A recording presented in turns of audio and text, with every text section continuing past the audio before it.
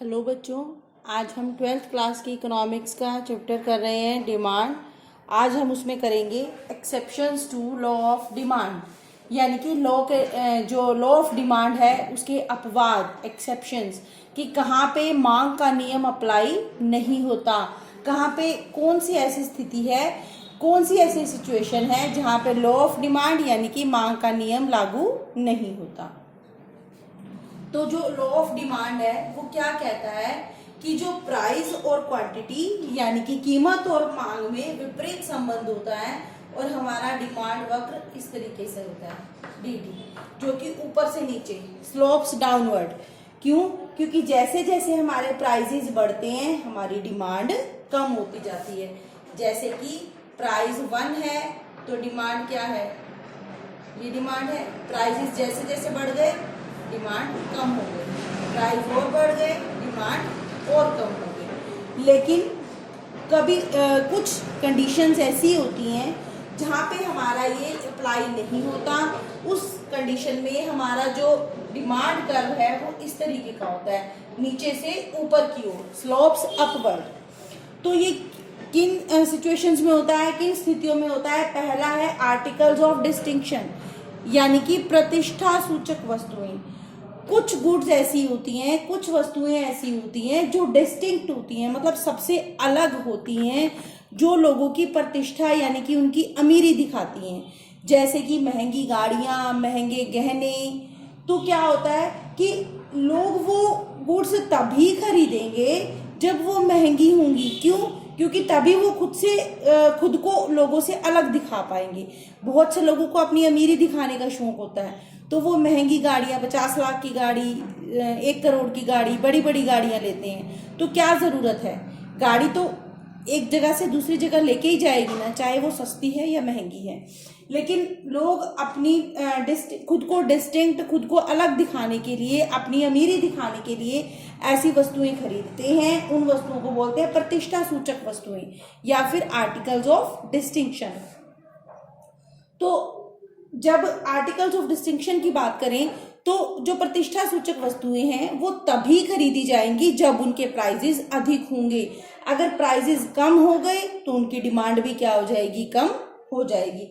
इसीलिए उनकी डिमांड जो है वो प्राइस के साथ साथ जैसे जैसे प्राइस बढ़ता जाएगा उनकी डिमांड भी बढ़ जाएगी।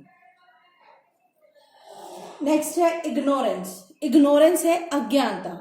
बहुत बार बहुत से व्यक्तियों को ये पता नहीं होता, बहुत से लोगों को ऐसा लगता है कि वस्तु की क्वालिटी जो है ना, गुड्स की क्वालिटी है वो कीमतों पर निर्धारित होती है।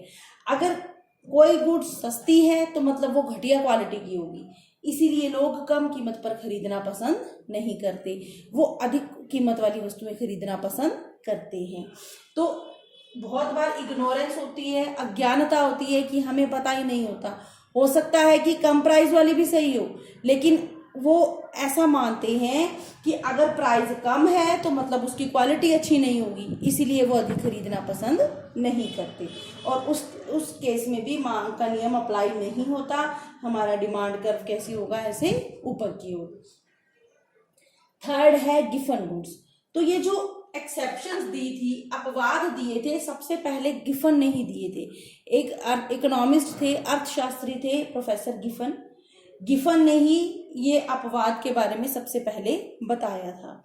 तो गिफन गुड्स क्या होती है? गिफन गुड्स होती हैं लो क्वालिटी की गुड्स। लो क्वालिटी की गुड्स क्या होती हैं? घटिया वस्तुएं। तो घटिया वस्तुएं यानी कि गिफन गुड्स में लॉ ऑफ डिमांड अप्लाई नहीं होता, मांग का नियम लागू नहीं होता। क्योंकि जैसे ही किसी वस्तु की जो है गिफन गुड्स है, मतलब घटिया क्वालिटी की वस्तुएं, घटिया क्वालिटी की वस्तुओं में क्या होता है कि उनका कीमत प्रभाव धनात्मक होता है। मतलब जो प्राइस इफेक्ट है, जैसे जैसे प्राइस बढ़ेगा उनकी डिमांड बढ़ेगी। क्यों? क्योंकि अगर इनके प्राइसेस और डाउन हो गए, प्राइसेस और कम हो गए, तो लोग इनको खरीदना पसंद नहीं करेंगे। क्यों? लोग मजबूरी में खरीद रहे थे। क्यों? क्योंकि वो अच्छी वस्तु नहीं खरीद पा रहे थे, इसलिए वो इनको मजबूरी में खरीद रहे थे। लेकिन अगर इनकी कीमतें बढ़ गई तो इनकी डिमांड बढ़ जाएगी, कीमतें कम होंगी तो इनकी डिमांड भी कम हो जाएगी। क्यों? क्योंकि लोग इसकी जगह पर अच्छी क्वालिटी की अच्छी वस्तुएं खरीदना पसंद करेंगे। तो ये जो प्रतिष्ठा सूचक वस्तुएं थी, इनके बारे में सबसे पहले बताया था प्रोफेसर वेबलिन ने, और गिफन गुड्स जो है इनके बारे में बताया गिफन ने, और जो एक्सेप्शंस थे वो भी सबसे पहले प्रोफेसर गिफन ने ही दिए थे। तो गिफन गुड्स के केस में, घटिया वस्तुओं के केस में कीमत बढ़ती है तो उनकी मांग बढ़ती है, कीमत कम होती है तो उनकी मांग भी कम हो जाती है। तो इन तीनों कंडीशंस में लॉ ऑफ डिमांड अप्लाई नहीं होता, मांग का नियम लागू नहीं होता। Thank you.